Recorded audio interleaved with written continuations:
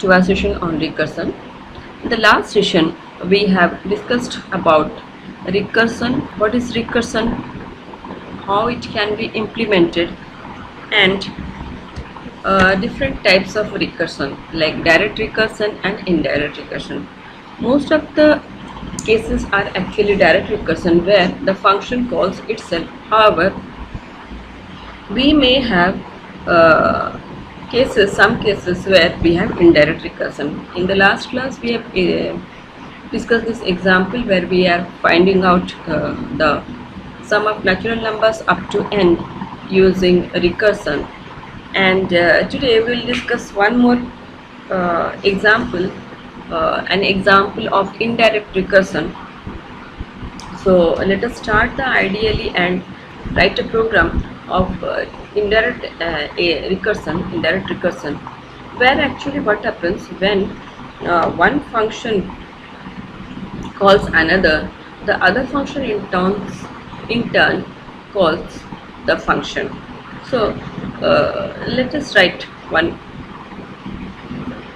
example of indirect recursion. So we start one file, new file, where we will define one function. Say same example I am doing it here, function 1, where I just use a global variable to keep track of which function we are in, global C, and I will increment it, C equals to C plus 1, and just to terminate I will give a base case.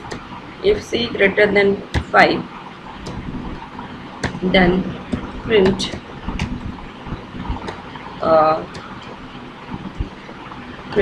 inside fun1 and print the value of C, and then after printing will return. Otherwise, else what we have to do, we have to call function 2, and we define another function 2, fun2, where we will do the same thing.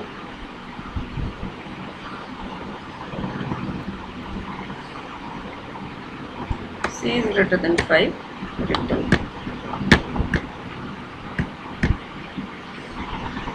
Otherwise call function 2. Similarly, C is greater than 5, return, or call function 1. So function 1 will call function 2 and function 2 will call function 1. Now our main part begins, where we just declare a variable and initialize it to 0 and call any one, either function 2 or function 1. So I call function 1 and start it. So inside function 1 and inside function 2. So that's all. Now let us save it. File, save as. Now let us execute this function.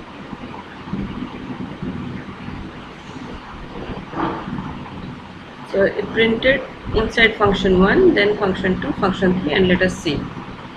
So because we have initialized C to 0, it and called function 1, so it will directly go to function 1, where it will increment C to C by 1, so C becomes 1, and it prints inside function 1 value of C. Now C is not greater than 5, so it will call function 2, go to this part, and function 2, it will make C2, print function 2, and this is false, so call function 1, again 3 calls function 2, again 4 calls function 1, again it becomes 5 calls function 2, and when it becomes 6, so instead of calling again function 1, it will just return to the caller. So that's all. This is one example of indirect recursion. Now we will see some essential things about recursion.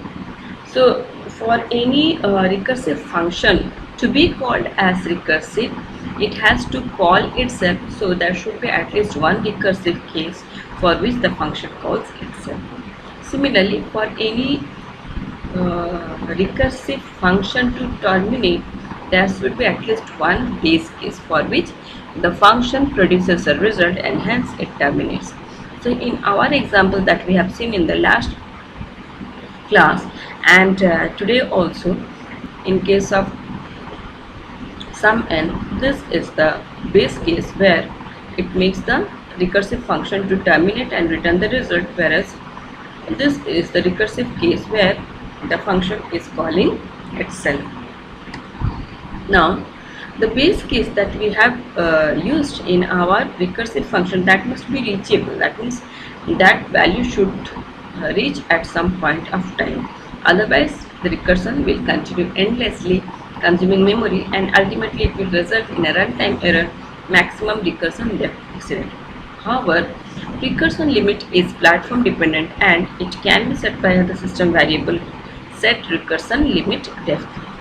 Now let us see an example of if we do not keep a base case, what will happen, how it will result in endless recursion and how it will cause this maximum recursion depth error. So knowingly I have not kept any base case in this function called message. I have defined the function called message where I am just printing a statement endlessly by calling it repeatedly. So it will go on calling the function, and as we have not defined any base case, there is no way to terminate. So it will terminate only when it has reached the maximum recursion depth. So this process will go on. This example shows only 4 to 5 lines, last few lines where it shows the error, and this is how, if you do not keep a base case, then it will result in error. Okay, now let us see how recursion works.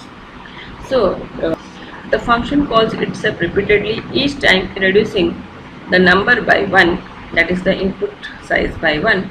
Finally, when it becomes 1, it results the result as 1. So the recursive calls to this function are 4 plus sum up to 3. Now the result that will be there, result of sum up to 3 plus sum up to 2, result whatever there with sum up to 1, and when the sum of 1 is obtained, it will return 1 and then it will be added to 2, and 2 plus 1 becomes 3, 3 will be added to 3, and 3 plus 3 becomes 4. So let us see how this recursion works internally. Recursion uses a stack of frames internally during its execution, and for each function call, a new frame is placed at the top of the stack. When it reaches the base case, that is the top of the stack, it returns the result, and the frame is removed and the process is backtracked. So let us see now. Initially a call to sum of n is made from the caller.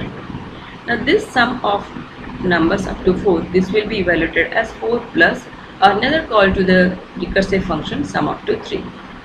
Now they will be this call will be placed in a stack frame. Now this sum up to 3 again will add another stack frame where it will place statement generated due to this function call, that is sum up to 3, that is 3 plus sum up to n, and because it has not yet reached the base case, so it will again add one more stack frame where it will put 2 plus sum up to 1. Now when we reach the sum up to 1, it has reached the base case, so it will not call the function anymore, so it will not add any more stack frame, rather it will start returning the result. So this frame, in this frame we get the result of sum up to n as 1, it returns the result as 1. So when this is calculated, this frame will be removed and this value will be placed for the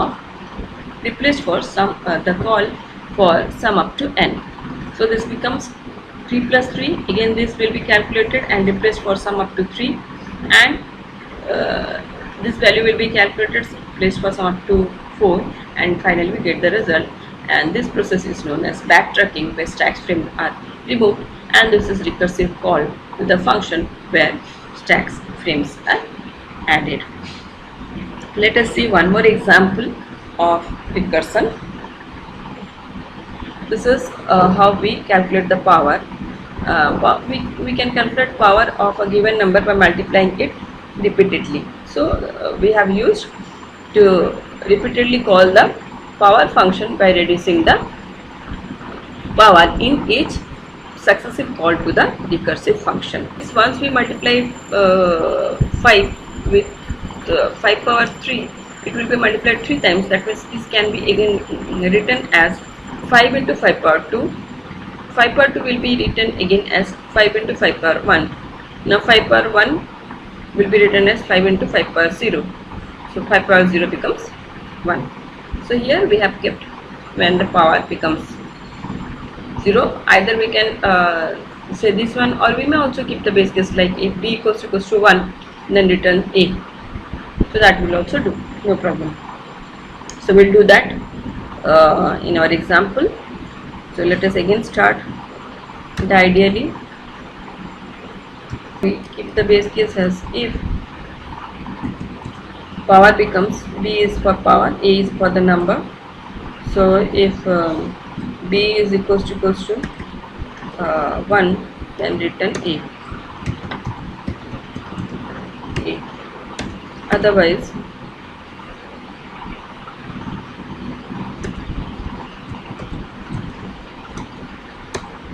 return, now this is the base case, return a is the base case, and now we are going to write the recursive case, a into power of a comma b minus 1, because we have multiplied 1 once, so power becomes less by 1. That's all. Now save the file as power